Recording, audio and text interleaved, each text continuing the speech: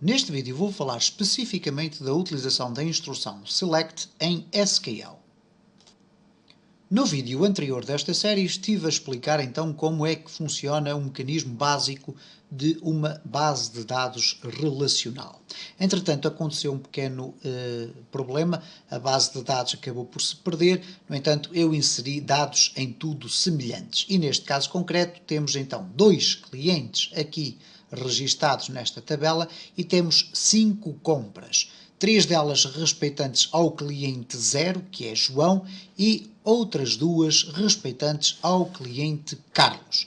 Vamos verificar, em primeiro lugar, o que está dentro de cada uma das nossas tabelas. E para isso, sempre que nós queremos verificar ou ir buscar informação a uma base de dados, nós geralmente utilizamos então a expressão SELECT. SELECT significa, ou se o quisermos traduzir à letra, selecionar, escolher. Ora, para isso eu escrevo SELECT, começo a minha expressão SQL por SELECT. E se eu quiser ir buscar tudo o que está numa das minhas tabelas, eu vou utilizar o asterisco. Asterisco significa, dentro da escrita da linguagem SQL, tudo, ok? Select asterisco from a partir de clientes, ok? E, portanto, selecionar tudo o que estiver dentro de clientes. Vamos aqui executar e cá estão os nossos dois clientes. Ora, eu posso na instrução select escrever especificamente quais são as colunas que eu pretendo ir buscar. Ora, eu vou abrir aqui uma nova instrução, uma nova query, nesta feita para as compras. Vamos fazer aqui select asterisco from compras, para ir buscar todas as informações das minhas compras. Executar e cá está. Mas vamos imaginar que eu queria apenas selecionar a tabela dos produtos. Ou neste caso, peço desculpa, neste caso, dentro das compras, apenas a coluna dos produtos. Ora, nesta circunstância, eu vou colocar aqui select produto from compras.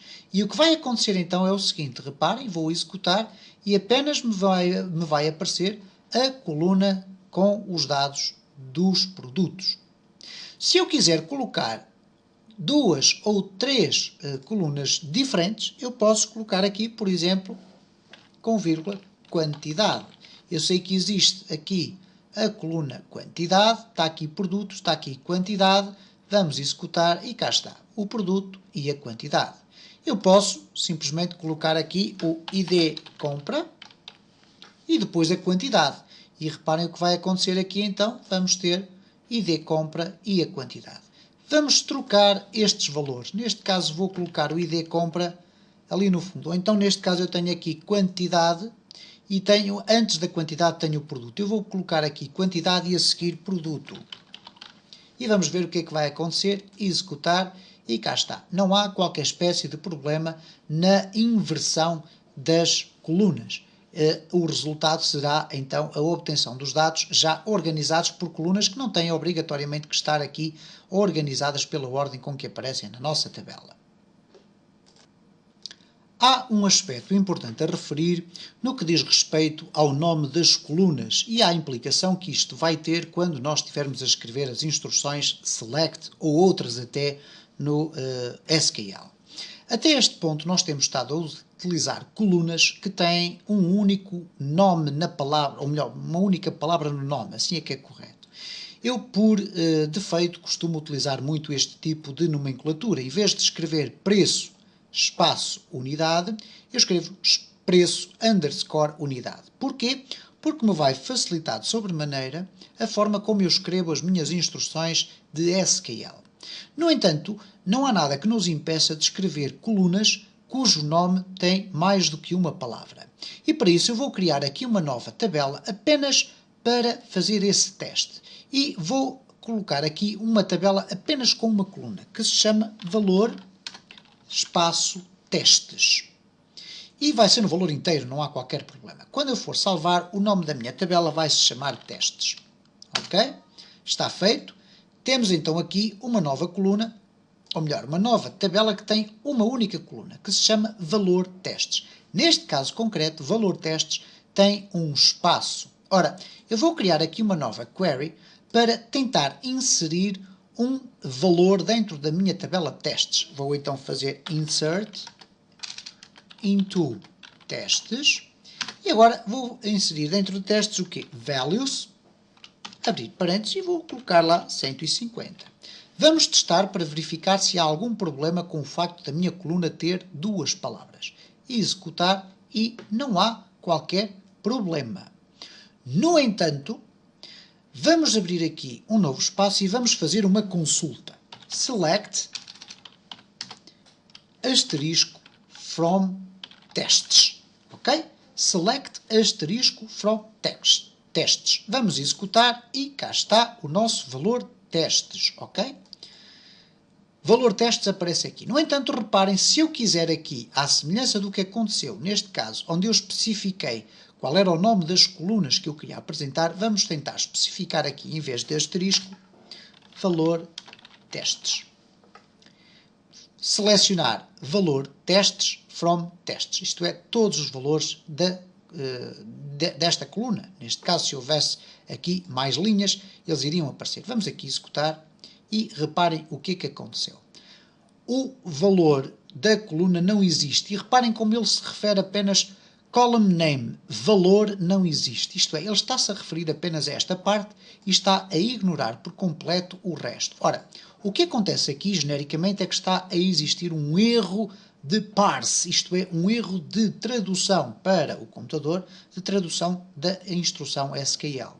Quando ele vai fazer um select, está à espera de verificar aqui a existência apenas de um único nome. Neste caso apareceram dois nomes.